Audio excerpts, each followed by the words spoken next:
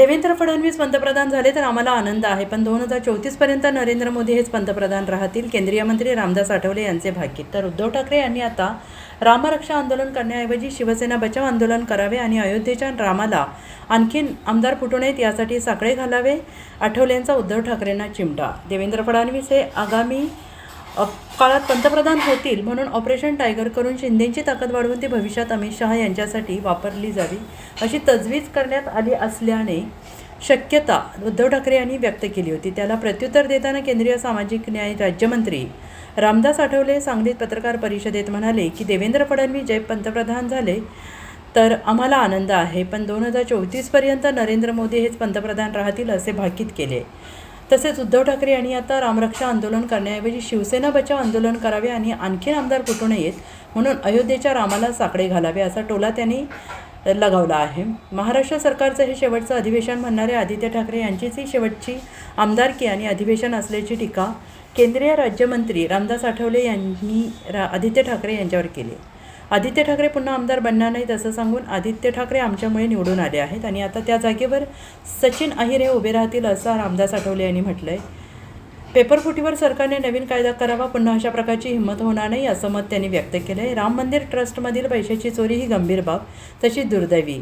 SIT स्थापन केली आहे. ही चोरी म्हणजे श्रद्धेची गद्दारी आहे. चोरी करणाऱ्यावर योग्य सरकार कारवाई करेल असं आठवले यांनी म्हटलं आहे.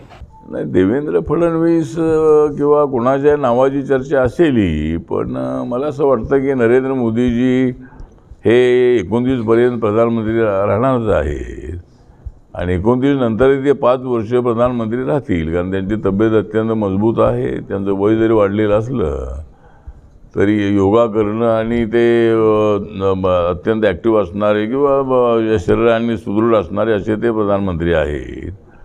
त्यामुळे मला असं वाटतं की देवेंद्रजी झाले तर आम्हाला आनंदच आहे, परंतु सध्या तरी कोणाचा नंबर लागेल असं मला वाटत नाही आहे. 34 पर्यंत नरेंद्र मोदी राहतील आणि 34 नंतर काय होईल ते बघूया, पण अजून 8 वर्ष तरी नरेंद्र मोदी राहतील अशी आपल्याला अपेक्षा आहे.